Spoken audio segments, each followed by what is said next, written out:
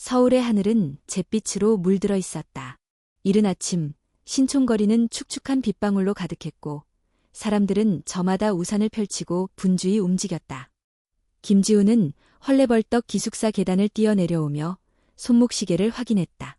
오전 7시 50분. 대현 메디텍 장학생 선발 시험까지 딱 1시간이 남아 있었다.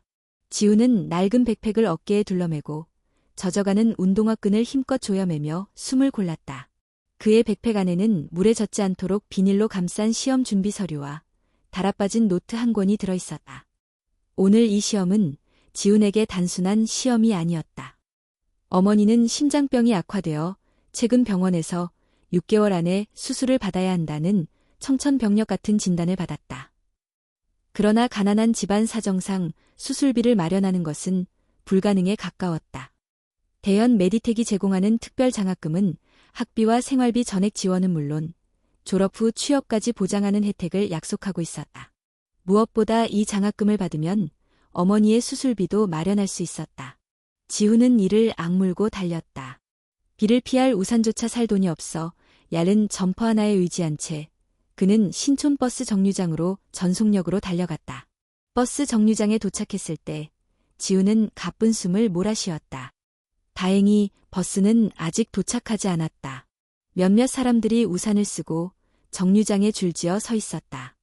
지훈은 흐르는 빗물 속에서도 한 가닥 희망을 느끼며 정류장 구석으로 몸을 숨겼다. 그때였다.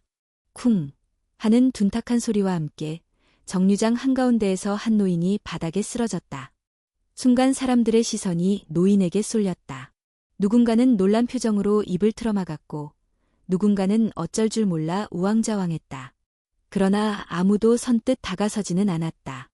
지훈은 무의식적으로 한 발짝 앞으로 나섰다. 노인은 축 늘어진 채 의식을 잃은 듯 보였다. 주변에서 들려오는 목소리가 그의 귀를 때렸다. 저런 건 그냥 119 부르면 돼. 우린 바빠. 누가 대신 좀 해. 지훈은 순간 갈등했다. 지금 버스를 타야 시험장에 제 시간에 도착할 수 있었다. 단 한 번의 기회를 위해 수년간 준비해온 시험이었다. 하지만 바닥에 쓰러진 노인의 모습이 그의 눈에 아른거렸다. 어릴 적 길거리에서 쓰러진 자신의 아버지를 아무도 돕지 않았던 기억이 머릿속을 스쳐갔다. 결국 아버지는 세상을 떠났고 지훈은 그날을 평생 잊지 못했다. 아저씨, 괜찮으세요?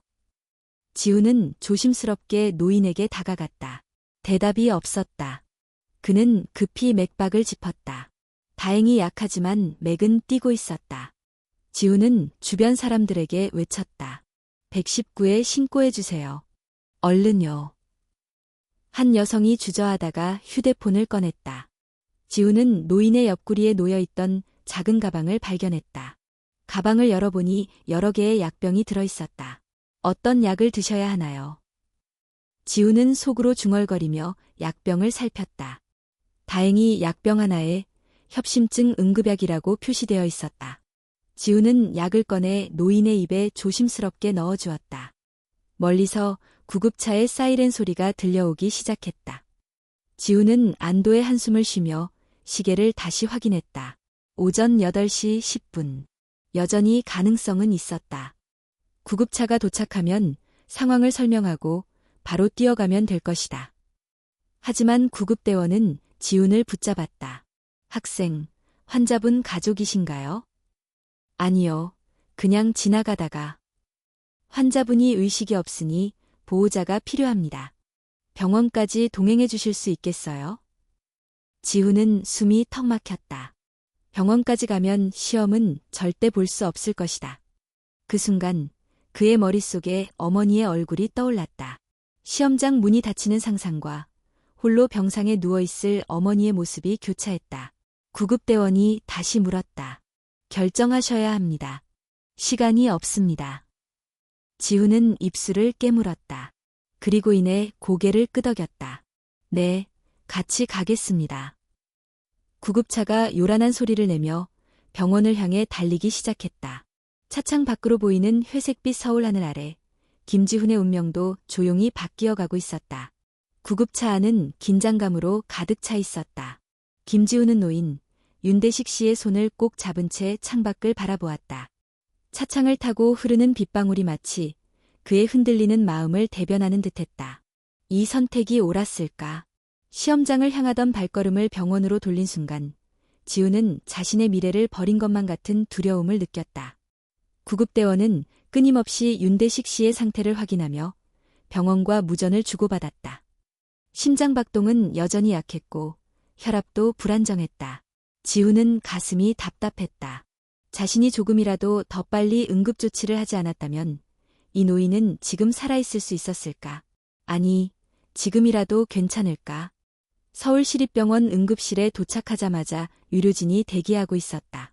윤대식 씨는 신속하게 이송되었고 지우는 구급대원의 안내를 받아 간호사에게 간단한 설명을 제공했다. 그러나 곧 당황스러운 질문이 쏟아졌다. 보호자 분이신가요? 아닙니다. 그냥 길에서 뵈었어요. 환자분 성함이나 나이, 병력에 대해 아시는 게 있나요? 지우는 고개를 저었다. 아무것도 몰랐다. 그저 쓰러진 한 생명을 본 것뿐이었다.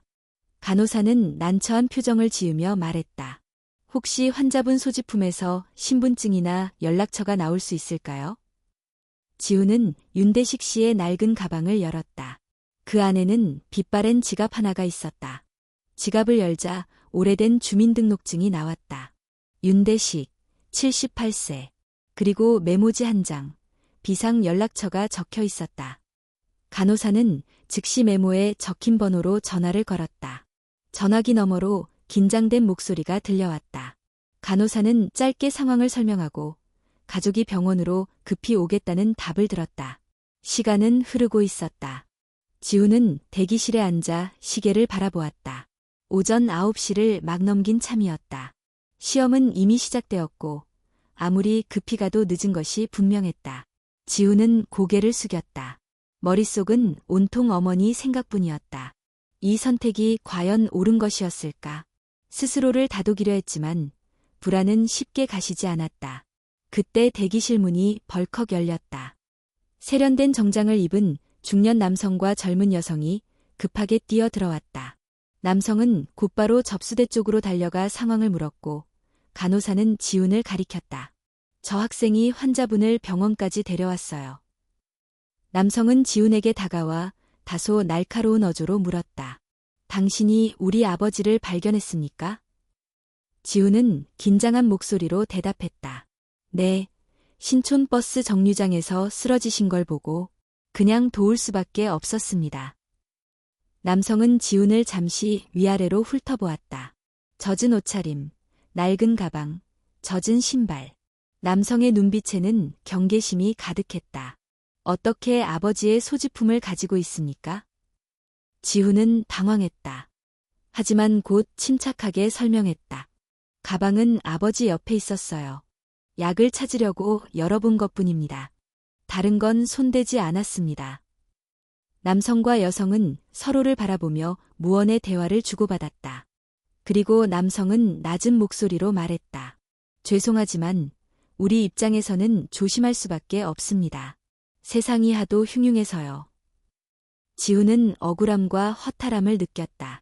그는 자신의 전부를 걸고 남을 도왔는데 돌아오는 것은 의심과 냉대였다. 하지만 그는 억지로 미소를 지으며 말했다. 이해합니다. 오해 없으셨으면 합니다. 그 순간 간호사가 급히 달려왔다. 환자분이 잠깐 의식을 찾으셨습니다. 보호자분, 들어오세요. 남성과 여성은 서둘러 응급실 안으로 들어갔다. 지훈은 대기실에 남아 덩그러니 앉았다. 빗물이 말라가며 옷이 찝찝하게 달라붙었고 서늘한 에어컨 바람이 피부를 스쳤다. 그는 고개를 떨군 채 양손을 꽉 움켜쥐었다. 몇 분 후 남성이 다시 나왔다. 이번에는 표정이 달랐다. 그는 지훈에게 다가와 깊숙이 고개를 숙였다. 정말 죄송합니다. 저희 아버지께서 방금 말씀하셨습니다. 학생 덕분에 살아날 수 있었다고요. 지훈은 얼떨떨했다. 괜찮습니다. 제가 해야 할 일을 했을 뿐입니다. 남성은 손을 내밀었다. 제 소개가 늦었습니다. 저는 윤서진이라고 합니다. 대현 메디텍 연구개발 본부장입니다. 그리고 혹시 괜찮으시다면 나중에 따로 시간을 내주실 수 있겠습니까? 지우는 어리둥절한 얼굴로 고개를 끄덕였다. 윤서진은 명함을 꺼내 지훈에게 건넸다. 대한 메디텍 연구개발본부장 윤서진이라고 적혀 있었다. 지훈은 명함을 받아들고 멍하니 바라보았다. 비로소 조금씩 자신이 저지른 포기가 생각보다 큰 의미를 가질 수 있다는 희미한 예감이 들기 시작했다. 창밖에는 여전히 비가 내리고 있었다. 그러나 지훈의 마음속에는 작은 햇살이 고개를 들기 시작했다. 김지훈은 병원 대기실 한 구석에 앉아 자신의 젖은 운동화를 바라보고 있었다. 오전 9시 30분. 서울대학교 강의동에서 시작되었을 시험은 이미 절반을 넘긴 시간이었다. 그의 손목시계 초침이 째깍거리는 소리가 유난히 크게 들렸다. 그는 시험지를 펼쳐보지도 못한 채 이곳에서 시간을 보내고 있었다. 윤서진 본부장이 건넨 명함을 손에 쥔 채 지우는 머릿속이 복잡했다. 대현 메디텍. 그 이름은 단순한 기업명이 아니었다.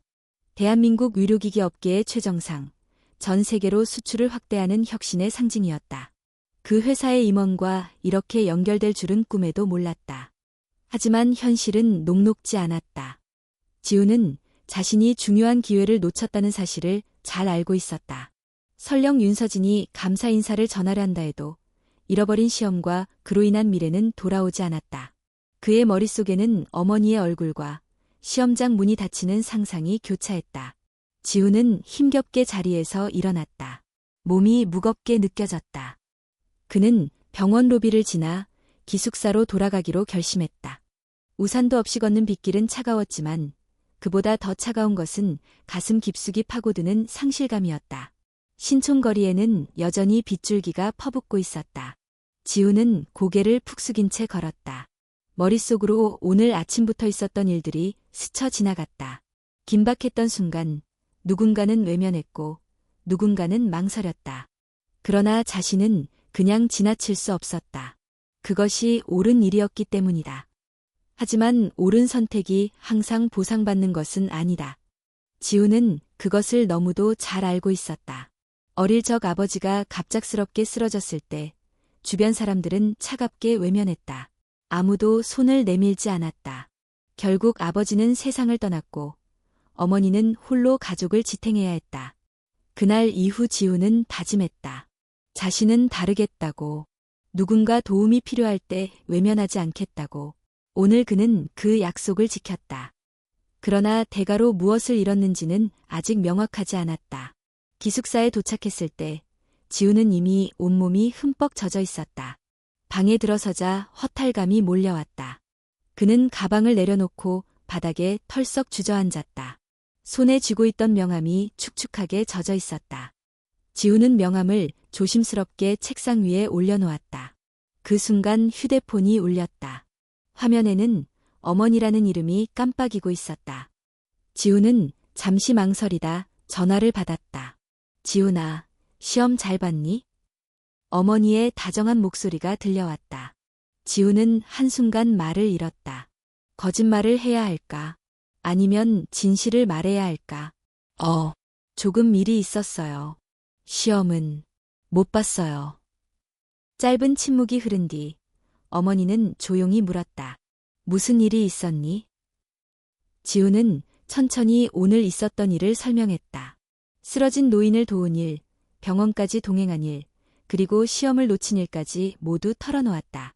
목소리가 떨렸지만 그는 끝까지 이야기했다. 어머니는 한동안 아무 말이 없었다.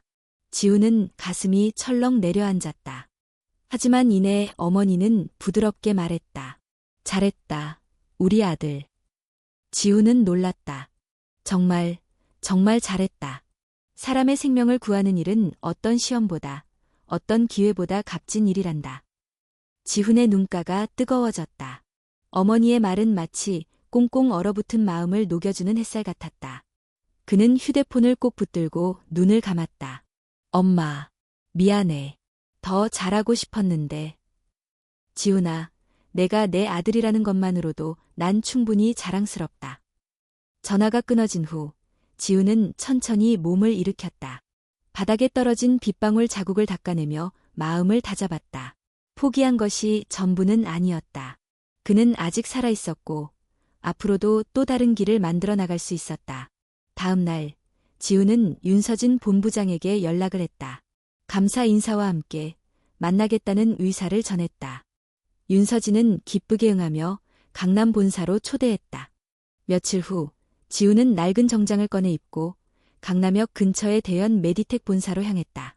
고층 빌딩들이 줄지어 늘어선 거리, 반짝이는 유리창, 빠르게 지나가는 사람들. 모든 것이 낯설고 눈부셨다. 본사 로비에 들어서자 깔끔하게 차려입은 직원들이 분주히 오가고 있었다. 지우는 잠시 주저했지만 곧 접수대에 다가가 자신의 이름을 말했다. 곧바로 안내를 받은 그는 23층 회의실로 향했다. 회의실 문을 열자 윤서진이 환한 미소로 그를 맞았다. 김지훈 씨, 와줘서 고마워요. 지훈은 고개를 숙여 인사했다. 초대해 주셔서 감사합니다. 그리고 지훈은 아직 모르는 사실이 하나 있었다. 이 만남이 그의 인생을 근본적으로 바꿔놓을 시작이 될 것이라는 것을. 김지훈은 대연 메디텍 본사의 23층 회의실 안에 조심스럽게 들어섰다. 창밖으로 보이는 서울의 전경은 탁 트여 있었고 방 안은 고요한 긴장감으로 가득했다. 윤서진 본부장은 따뜻한 미소를 지으며 지훈을 맞이했다. 먼 길 오느라 고생했어요. 김지훈 씨.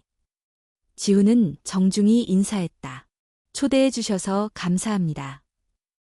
윤서진은 지훈을 회의실 중앙에 있는 긴 테이블 쪽으로 안내했다. 그곳에는 이미 2명의 남성이 자리를 잡고 있었다. 한 명은 중후한 인상의 중년 남자였고 다른 한 명은 젊고 날카로운 인상의 남자였다. 그들은 지훈을 유심히 바라보았다.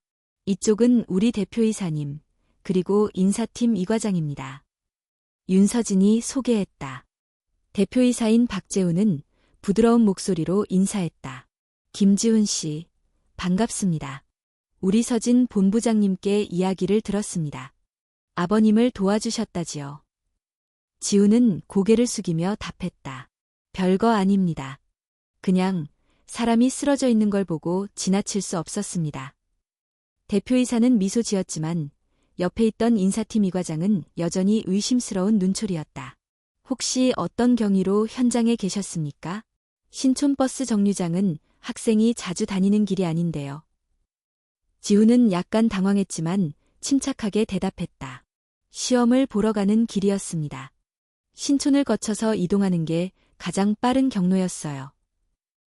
이 과장은 고개를 끄덕였지만 의심을 완전히 거두지는 않은 듯 보였다. 윤서진은 분위기를 부드럽게 돌리려 했다. 김지훈 씨는 우리 아버지께서 위급할 때 빠른 대처를 해주셨습니다. 만약 그때 지훈 씨가 없었다면 지금 아버지는 여기에 계시지 못했을 겁니다. 대표이사도 고개를 끄덕였다. 맞아요. 생명을 구한 은혜는 돈이나 지위로 갚을 수 있는 것이 아닙니다. 지훈은 조금 안도했지만 동시에 무거운 부담감을 느꼈다.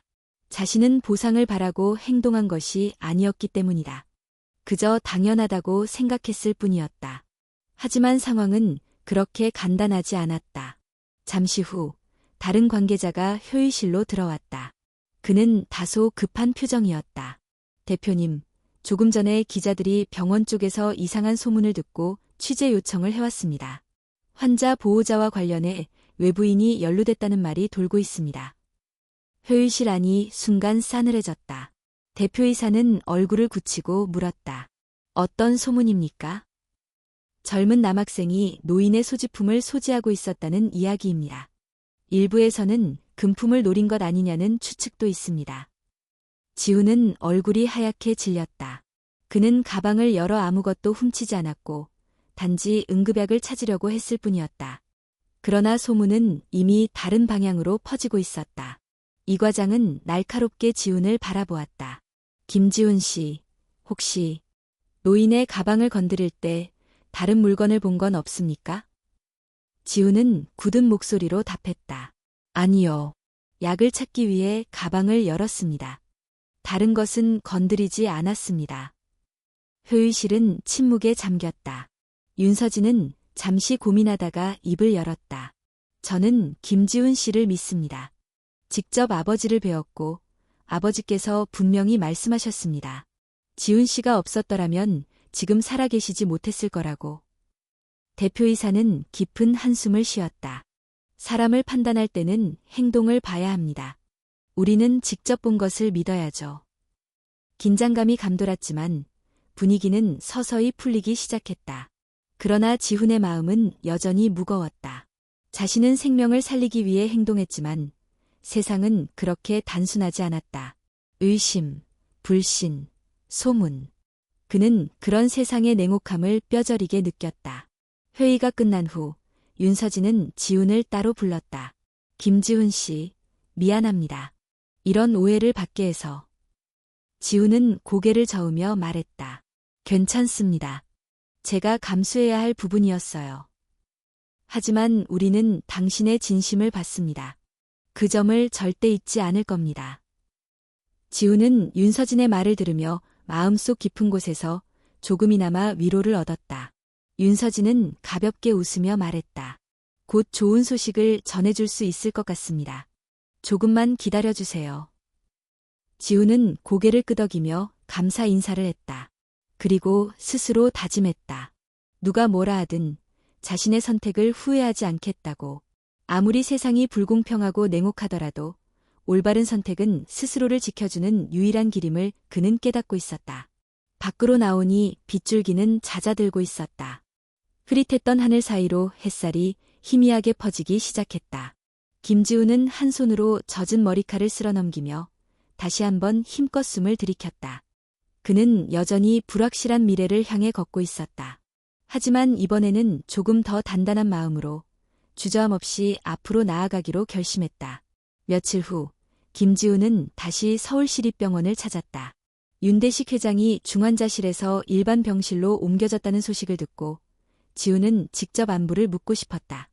마음 한편에는 아직도 남아있는 오해의 그림자가 있었다. 아무리 윤서진 본부장이 자신을 믿는다고 했지만 그날의 차가운 시선과 조심스러운 태도는 지훈의 가슴에 깊은 상처를 남겼다. 병원 복도는 여전히 바쁘게 움직이는 의료진들로 분주했다. 지훈은 조심스럽게 602호 병실 문을 두드렸다. 안에서 윤서진 본부장의 목소리가 들렸다. 들어오세요. 문을 열고 들어가자 병실 안에는 윤대식 회장이 침대에 누워 있었고 그 곁에는 윤서진과 한 여성, 윤서진의 여동생으로 보이는 인물이 앉아 있었다. 모두 지훈을 향해 고개를 돌렸다. 김지훈 씨군요. 와줘서 고맙습니다. 윤서진이 환하게 인사했다. 윤대식 회장은 창백하지만 평온한 얼굴로 지훈을 바라보았다. 그의 손에는 지훈이 기억하는 것처럼 여전히 약한 힘이 남아 있었다. 지훈은 조심스럽게 다가가 인사했다. 회장님, 괜찮으세요? 윤대식은 천천히 고개를 끄덕였다. 그리고 말없이 손짓해 지훈을 침대 곁으로 불렀다. 지훈이 가까이 다가서자 윤대식은 지훈의 손을 잡았다. 차갑고 거칠었던 손바닥이 지금은 놀랍게도 따뜻하게 느껴졌다. 학생, 정말 고맙네. 자네 덕분에 이렇게 다시 눈을 뜰 수 있었네. 지훈은 순간 목이 메었다. 무심히 지나칠 수도 있었던 그날 아침, 자신의 선택이 누군가의 생명을 살렸다는 사실이 비로소 현실감 있게 다가왔다. 윤대식은 힘겹게 웃으며 말했다. 내가 의식을 잃기 전에 마지막으로 본 것은 자네의 얼굴이었네. 젖은 옷을 입고 떨리는 손으로 내 심장 박동을 확인하던 그 모습. 절대 잊지 못할 거야. 병실 안은 순간 고요해졌다.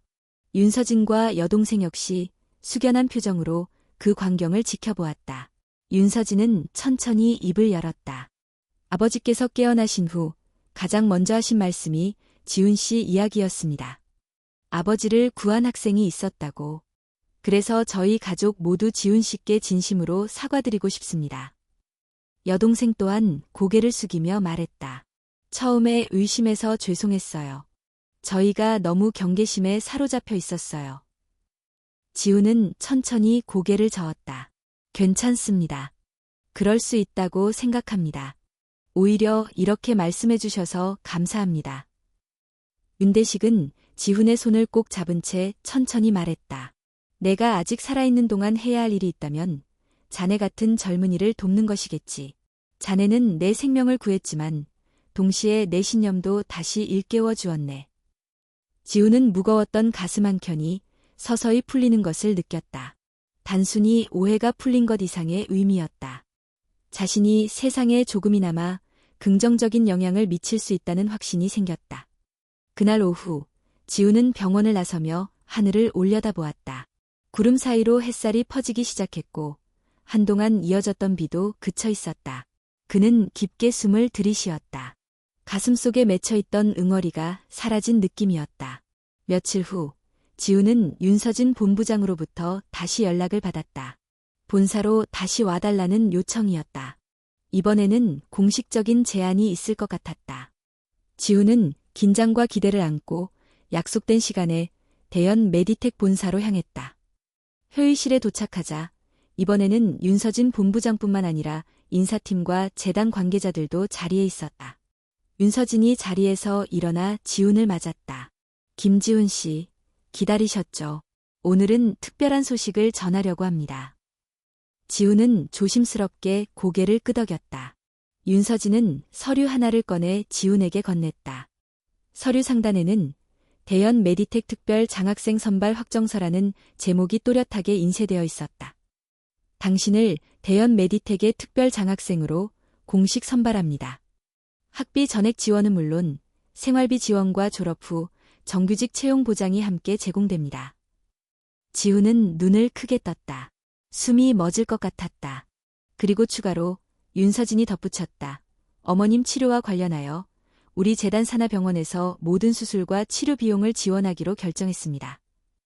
지훈은 그 자리에 얼어붙은 듯 서 있었다. 믿을 수 없는 소식들이 연이어 쏟아졌다.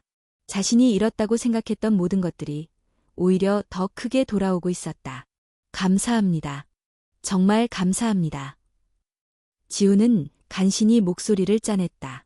눈가가 뜨겁게 젖어들었다. 그는 고개를 깊이 숙이며 진심으로 감사를 표했다. 회의실을 나서는 길, 지훈은 생각했다. 그날 버스 정류장에서의 선택이 없었다면 이 모든 일은 일어나지 않았을 것이다. 때로는 단 한 번의 선택이 인생을 송두리째 바꿔놓을 수 있다는 것을 그는 뼈저리게 느끼고 있었다. 김지훈은 천천히 주먹을 쥐었다. 아직 해야 할 일이 많았다. 어머니를 지키는 것, 자신을 믿어준 이들에게 보답하는 것, 그리고 무엇보다도 자신이 선택한 길을 끝까지 걸어가는 것. 그는 다시 하늘을 올려다보았다. 이번에는 확신에 찬 눈빛으로. 김지훈은 대연 메디텍 본사를 나서면서도 여전히 믿을 수 없는 기분이었다. 그의 손에는 공식 장학생 선발 확정서가 들려 있었고 가방 안에는 어머니의 수술과 치료를 위한 지원 확약서가 고이 담겨 있었다. 잃었다고 생각했던 모든 것들이 눈앞에 현실이 되어 있었다. 며칠 후 지훈은 다시 대연 메디텍 본사를 찾았다. 이번에는 단순히 감사 인사를 전하기 위한 방문이 아니었다. 윤서진 본부장이 별도로 마련한 자리에 초대되어 앞으로의 구체적인 계획과 역할에 대해 이야기를 나누기로 되어 있었다. 23층 회의실에 도착하자 윤서진이 밝은 표정으로 그를 맞이했다. 회의실 안에는 인사팀 박소영 과장과 연구개발부 팀장 정민수도 함께 자리하고 있었다. 김지훈 씨, 다시 만나서 반갑습니다. 윤서진이 먼저 말을 꺼냈다.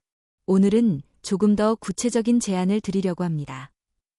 지훈은 긴장된 표정으로 고개를 끄덕였다. 앞으로 김지훈 씨는 우리 회사의 특별 장학생 신분으로서 학업에 전념하면서 방학 기간 동안 연구개발부 인턴십 프로그램에 참여하게 됩니다. 윤서진은 간단한 브리핑 자료를 지훈에게 건네주며 설명을 이어갔다.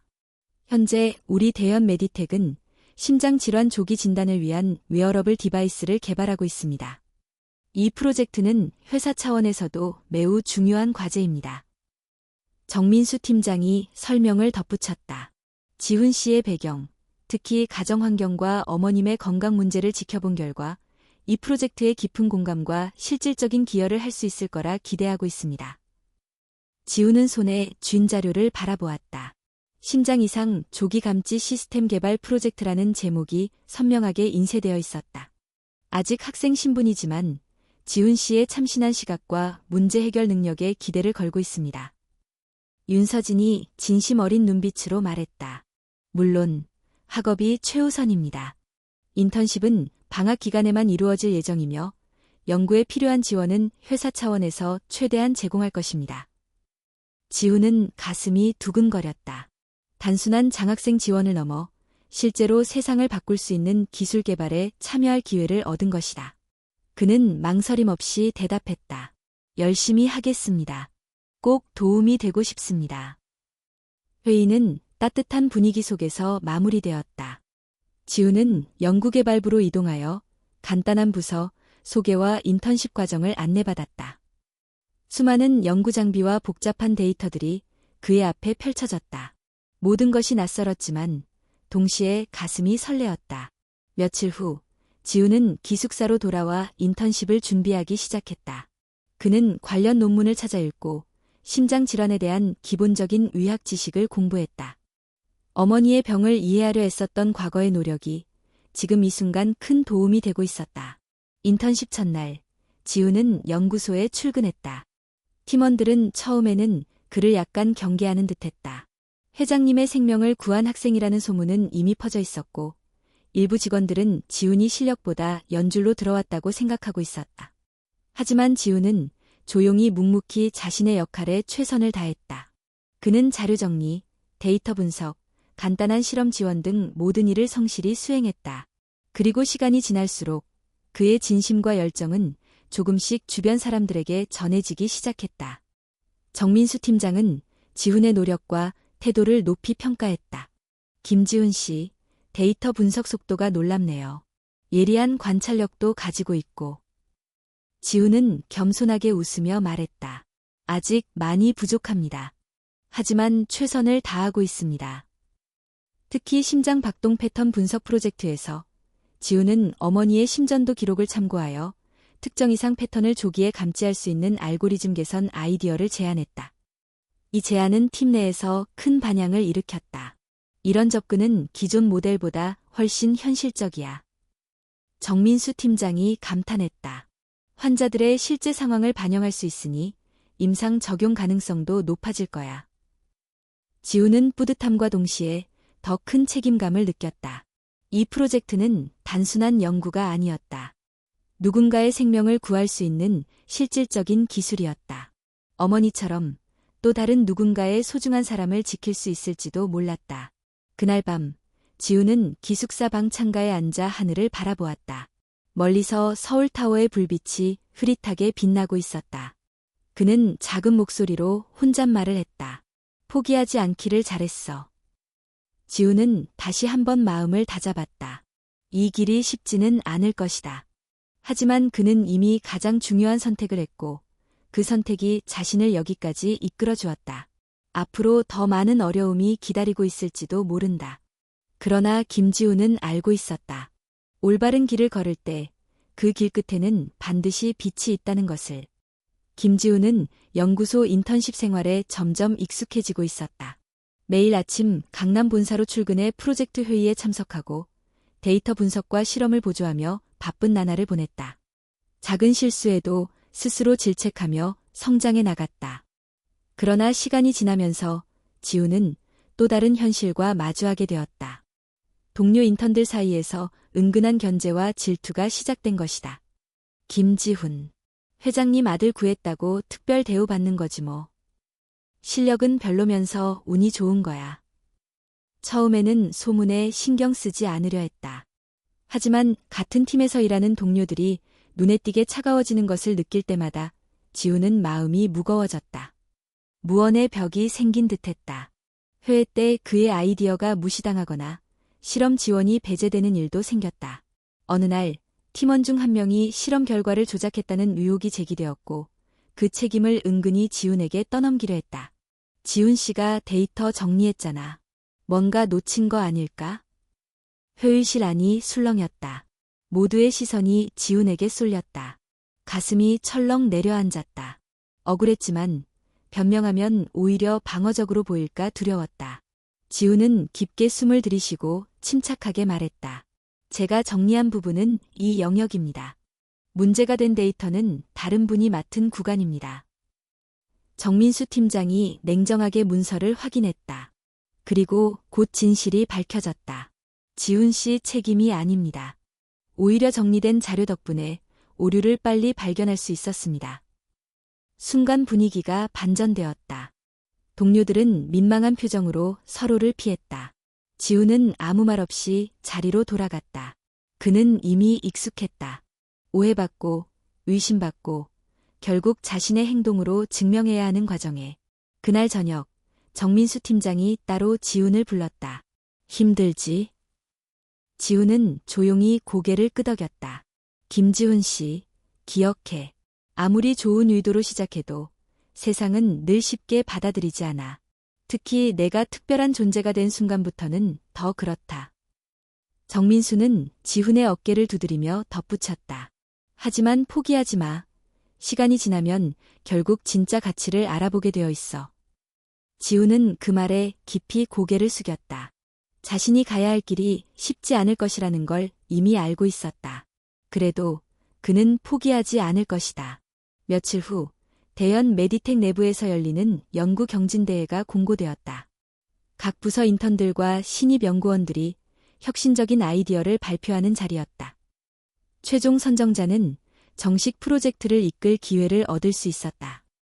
정민수 팀장은 조심스럽게 지훈에게 권했다. 이번 대회에 참가해보지 않을래? 내가 제안했던 심장 이상 조기 감지 알고리즘, 충분히 경쟁력 있어. 지훈은 망설였다. 팀 내 분위기, 동료들의 시선, 부담감이 한꺼번에 몰려왔다. 하지만 그는 곧 결심했다. 해보겠습니다. 지훈은 대회 준비에 몰두했다. 낮에는 인턴십 업무를, 밤에는 연구를 이어갔다. 심장박동 패턴 데이터를 분석하고 기존 알고리즘의 한계를 파악했다. 수많은 실패와 수정 끝에 그는 한 가지 혁신적인 개선점을 발견했다. 기존 시스템은 특정 수치 이상만 감지했지만 지훈의 모델은 패턴의 미세한 변화를 조기에 포착할 수 있었다. 이로 인해 심근경색이나 부정맥을 발생 초기에 식별할 수 있는 가능성이 대폭 높아졌다. 대회 당일 지훈은 떨리는 마음으로 발표를 준비했다. 발표장에는 대연 메디텍의 주요 임원들과 연구소장들까지 참석해 있었다. 익숙한 얼굴도 보였다. 윤서진 본부장, 박소영 과장, 그리고 윤대식 회장까지 휠체어를 타고 조용히 자리에 앉아 있었다. 지훈은 심호흡을 하고 무대에 섰다. 안녕하십니까? 김지훈입니다. 그의 목소리는 처음에는 약간 떨렸지만 발표를 이어가면서 점점 힘을 얻었다. 연구 배경, 문제점, 새로운 접근 방식, 예상 효과까지 논리적으로 정리해 나갔다. 관객들은 점점 진지한 눈빛으로 그의 발표를 들었다. 발표가 끝나자 짧은 정적 후 큰 박수가 터졌다. 지훈은 숨을 죽이며 심사위원들의 질문에 차분히 답변했다. 모든 과정을 끝냈을 때 그는 자신이 할 수 있는 최선을 다했다는 확신을 가질 수 있었다. 그날 저녁 결과가 발표되었다. 김지훈, 최우수상 수상. 지훈은 믿을 수 없는 표정으로 무대에 올랐다. 상장을 건네받는 순간 윤서진 본부장과 눈이 마주쳤다. 본부장은 힘껏 고개를 끄덕이며 응원했다. 수상 소감 시간. 지훈은 마이크를 잡고 천천히 말했다. 저는 단 한 번의 선택으로 이 자리에 설 수 있었습니다. 옳은 일을 한다는 것이 때로는 손해처럼 보일 수 있지만 결국은 자신을 지켜주는 가장 강한 힘이 됩니다. 오늘 이 자리도 그 믿음의 결과라고 생각합니다. 관중석 여기저기서 고개를 끄덕이는 사람들이 보였다. 윤대식 회장은 미소를 지으며 두 손을 모아 박수를 보냈다. 지훈은 알았다. 진짜 시험은 단지 학문이나 연구의 결과가 아니라 세상이 주는 불신과 의심을 견뎌내고 자신의 신념을 끝까지 지키는 것임을. 그리고 그는 오늘 그 시험을 통과했다. 김지훈은 최우수상 수상 이후 본격적으로 대연 메디텍 연구개발부에 합류하게 되었다. 정식 채용은 졸업 이후로 예정되어 있었지만 회사는 그의 가능성을 높이 평가하여 특별히 프로젝트 참여 기회를 부여했다. 그가 발표했던 심장 이상 조기 감지 시스템은 곧바로 연구소 내 전략 프로젝트로 승격되었고 지우는 정민수 팀장의 지도하에 핵심 멤버로 활동하게 되었다. 새로운 시작은 설렘과 함께 막대한 책임감을 안겨주었다. 지우는 매일 아침 첫 번째로 연구소에 도착했고 밤늦게까지 실험 데이터를 분석했다. 동료 연구원들은 그의 열정에 점점 마음을 열기 시작했다. 초반의 의심과 거리감은 사라지고 이제는 동료로서 인정받기 시작했다. 김지훈 씨, 이번 모델링 결과 정말 인상적입니다. 정민수 팀장이 미소 지으며 말했다. 이 정도 속도로 개선되면 임상 시험 준비도 예상보다 빨리 진행할 수 있을 겁니다. 지우는 고개를 끄덕이며 새로운 과제를 받아들였다. 이번에는 환자들의 심전도 데이터를 실시간으로 분석해 이상 징후를 자동 경고하는 알고리즘을 개발하는 것이 목표였다. 프로젝트는 순탄치만은 않았다. 실제 환자들의 심장 박동 패턴은 이론보다 훨씬 복잡하고 불규칙했다. 지우는 매일같이 수백 건의 데이터와 씨름하며 알고리즘을 수정하고 또 수정했다. 실패와 시행착오의 반복이었다. 어느 날 밤, 지우는 기숙사방 책상에 앉아 머리를 감싸쥐고 있었다. 눈은 침침하고 머리는 무거웠다. 왜 이렇게까지 힘든 길을 선택했을까 하는 생각이 잠시 스쳤다. 그러나 곧 어머니의 미소가 떠올랐다. 병원에서 회복 중인 어머니는 매번 전화를 걸 때마다 지훈을 응원했다. 지훈아, 힘들어도 포기하지 마. 내가 하고 있는 일은 분명히 누군가의 생명을 살릴 수 있을 거야. 그 말은 지훈의 가슴 깊숙이 자리 잡았다. 그는 이를 악물고 다시 컴퓨터 앞에 앉았다. 며칠 후 결정적인 전환점이 찾아왔다. 지훈은 심전도 데이터의 미세한 변동을 분석하던 중 심장 이상 징후가 발현되기 10분 전부터 특정 파형의 미세한 불규칙성이 반복된다는 사실을 발견했다. 기존에는 무시되던 수준의 변화였지만 지훈은 이 패턴이 심장 발작을 예측하는 중요한 단서일 수 있다고 확신했다. 그는 곧바로 이 패턴을 반영한 새로운 알고리즘을 구축했다. 초기 테스트 결과는 놀라웠다. 기존 시스템보다 15% 이상 조기 감지율이 향상된 것이다. 정민수 팀장은 결과를 보고 깊은 감탄을 표했다. 김지훈 씨, 이건 정말 대단한 발견입니다. 임상 전문가들과 상의해 조속히 실제 테스트를 준비합시다. 곧이어 회사 내부 임상평가단과의 협의가 이루어졌고 지훈의 시스템은 초기 단계에서 긍정적인 평가를 받았다. 대연 메디텍 본사 임원진도 프로젝트에 깊은 관심을 보이며 추가 투자를 결정했다. 지훈의 노력과 재능은 점차 회사 전체에 알려지기 시작했다. 연구소 내에서도 지훈을 바라보는 시선이 변했다.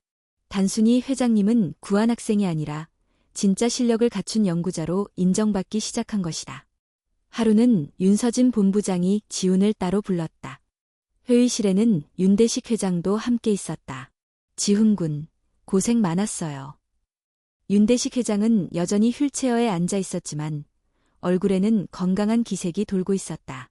당신 덕분에 우리 회사는 새로운 가능성을 보게 됐습니다. 윤서진 본부장이 덧붙였다.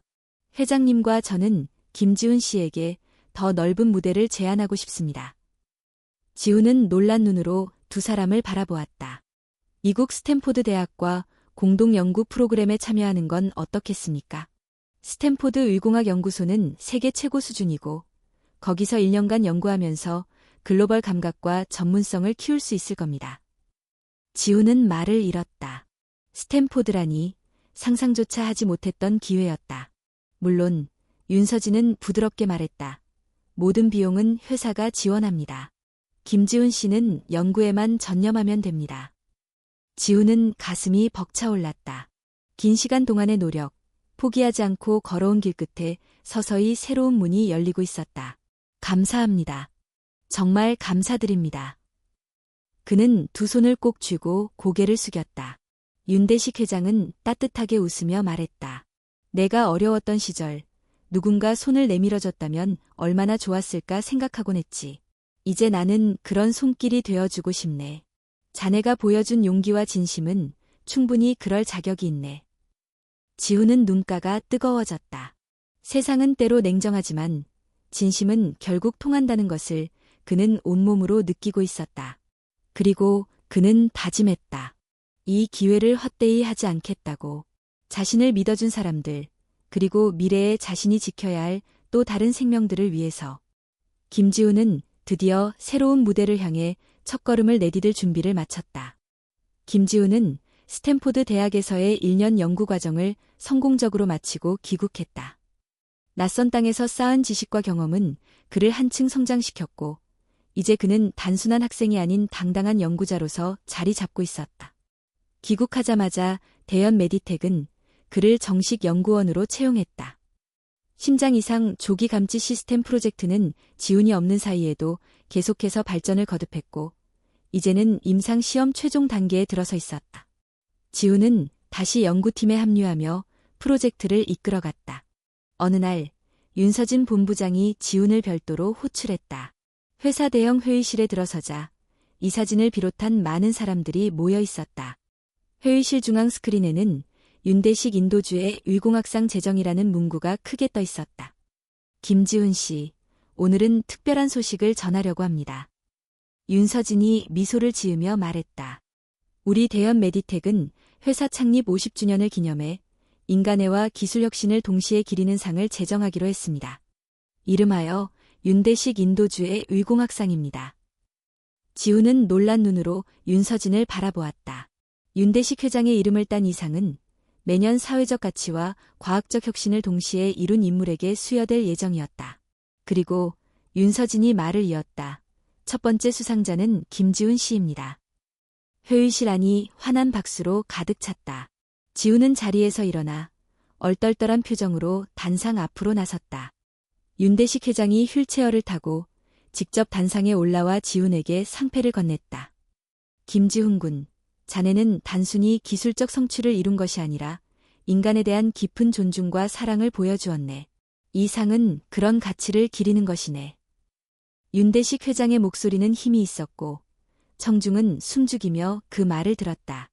지훈은 상패를 두 손으로 받으며 깊숙이 허리를 숙였다. 눈가가 뜨겁게 젖어들었다. 처음 버스 정류장에서 노인을 구하기 위해 손을 내밀던 그 순간이 지금 이 자리로 이어질 줄은 상상조차 하지 못했었다. 이어진 수상소감 시간. 지훈은 천천히 마이크 앞에 섰다. 처음엔 작은 선택이었습니다. 그냥 지나칠 수도 있었던 순간 멈춰서 손을 내민 것뿐이었습니다. 그는 잠시 숨을 고르고 말을 이었다. 하지만 그 작은 선택이 제 인생을 완전히 바꿔놓았습니다. 때로는 세상이 차갑고 선한 행동이 오히려 손해처럼 느껴질 때도 있습니다. 그러나 저는 믿습니다. 진심은 결국 통하고 옳은 선택은 반드시 의미를 남깁니다. 청중들 중 몇몇은 조용히 눈물을 훔쳤다. 이 상은 제게 주어진 영광이지만 동시에 더 큰 책임이라고 생각합니다. 앞으로도 저는 인간을 위한 기술, 생명을 살리는 연구를 계속 이어가겠습니다. 큰 박수가 터졌다. 지훈은 단상이 내려오며 윤대식 회장과 눈을 마주쳤다. 회장은 조용히 고개를 끄덕이며 미소 지었다. 두 사람 사이에는 말없이 통하는 깊은 신뢰와 존경이 흐르고 있었다. 그날 저녁, 회사는 축하 만찬을 마련했다. 연구소 동료들은 물론 경영진, 그리고 지훈의 가족까지 모두 참석했다. 어머니는 건강을 많이 회복한 모습으로 지훈 옆에 앉아 있었다. 지훈아, 정말 자랑스럽다. 어머니는 손을 꼭 잡으며 말했다. 내가 어려운 길을 포기하지 않고 끝까지 걸어가줘서 고맙다. 지훈은 어머니의 손을 꼭 쥐며 대답했다. 엄마 덕분이에요. 엄마가 항상 믿어줬으니까요. 만찬 도중 박소영 과장이 지훈에게 다가왔다. 김지훈 연구원, 앞으로 계획은 어떻게 생각하고 있어요? 지훈은 잠시 생각하다가 웃으며 답했다. 아직 할 일이 많습니다. 심장 질환뿐만 아니라 더 많은 생명을 살릴 수 있는 기술을 개발하고 싶습니다. 누구나 건강한 삶을 살 수 있도록. 박소영 과장은 고개를 끄덕이며 격려했다. 기대할게요.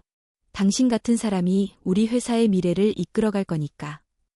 그날 밤, 지훈은 오랜만에 기숙사 방 창가에 앉아 조용히 서울의 야경을 바라보았다.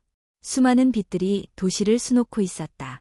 그 빛들 속에는 어쩌면 또 다른 김지훈, 또 다른 윤대식이 있을지도 모른다.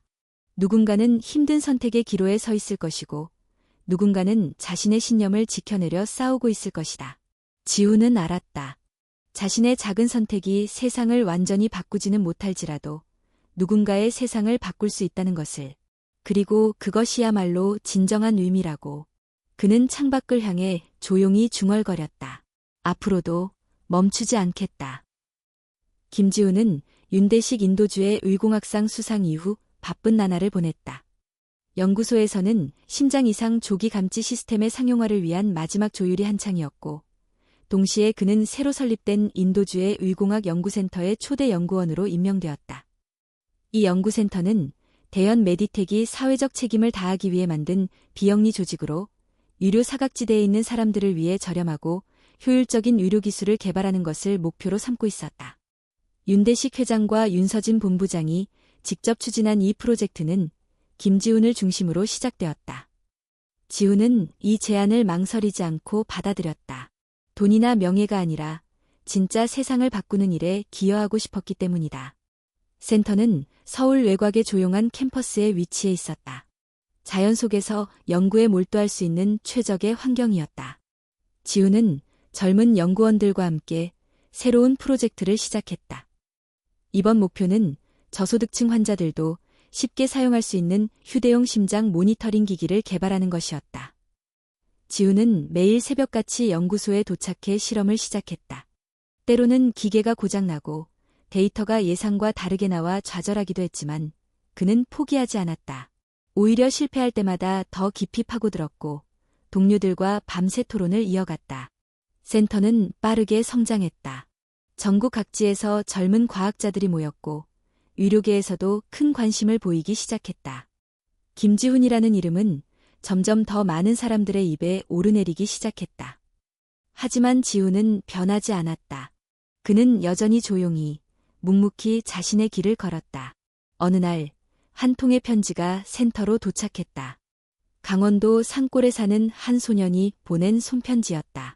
소년은 선천성 심장 질환을 앓고 있었고, 지훈이 개발한 모니터링 기기를 사용해 위급 상황을 조기에 감지하여 생명을 구할 수 있었다고 했다. 편지 마지막에는 이렇게 적혀 있었다. 김지훈 박사님, 저도 나중에 사람을 살리는 과학자가 되고 싶어요.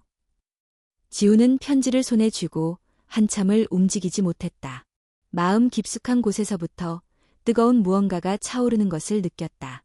그는 조용히 눈을 감고 자신이 걸어온 길을 되새겼다. 신촌버스 정류장에서의 선택, 병원에서의 오해와 상처, 연구소에서의 외로운 싸움, 그리고 끝내 얻어낸 작은 기적들. 모든 순간이 지금 이 편지 한 장에 응축되어 있었다. 그는 스스로에게 다짐했다. 이 길을 절대 포기하지 않겠다. 누군가의 희망이 될 수 있다면 그걸로 충분하다.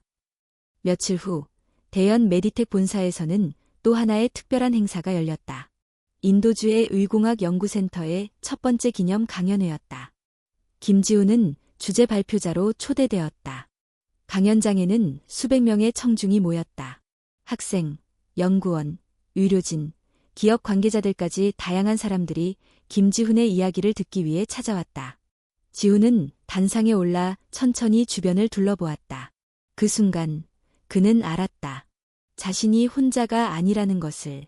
자신이 만든 작은 파장이 점점 큰 물결이 되어 퍼지고 있다는 것을. 안녕하십니까? 김지훈입니다. 그는 또박또박 입을 열었다. 저는 오늘 한 사람의 작은 선택이 얼마나 큰 변화를 일으킬 수 있는지 이야기하고자 합니다. 그는 신촌버스 정류장에서의 일을 솔직하게 털어놓았다. 시험을 포기하고 노인을 구했던 순간, 오해와 비난을 감수해야 했던 시간, 그리고 그 선택이 결국 자신을 이 자리까지 이끌었다는 이야기. 청중은 숨죽이며 그의 말을 들었다. 우리는 모두 순간순간 선택을 합니다. 그리고 그 선택이 모여 우리의 삶을 만듭니다. 때로는 눈앞의 이익을 포기해야 할 때도 있습니다. 때로는 손해를 감수해야 할 때도 있습니다. 하지만 저는 믿습니다.